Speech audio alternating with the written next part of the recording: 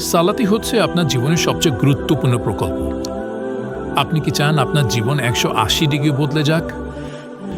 আমি সাধারণ সালাতের কথা বলছি না, যে সালাতে খুশু নাই, মনোযোগ নাই, যে সালাতে মানুষ অর্ধেক সময় দোলাতে থাকে।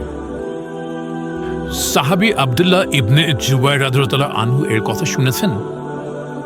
তিনি যখন সালাতে দাঁড়াতেন, পাখি তার উপরে এসে বসে যেত, কারণ তিনি এতই নিশ্চল থাকতেন যে পাখি মনে করত তিনি হয়তো কাঁচ অথবা মূর্তি। নবী করিম সাল্লাল্লাহু আলাইহি সাল্লাম একবার এক ব্যক্তিকে সালাতে দুলতে দেখে বলেছিলেন, যদি তার হৃদয় স্থির হতো তাহলে অঙ্গ প্রত্যঙ্গও স্থির হতো। ইবনুল কাইয়্যিম রাদিয়াল্লাহু আনহু বলেছেন, হৃদয় রাজার মতো আর অঙ্গ প্রত্যঙ্গ সৈন্যের মতো।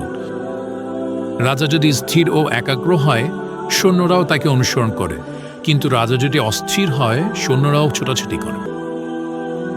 আপনি যদি আল্লাহর ঘরে 5 ওয়াক্ত সালাত সর্বোচ্চ মোচা হাতে দিয়ে আদায় করেন, দেখবেন আপনার মধ্যে কি পরিমাণ নূর আসে।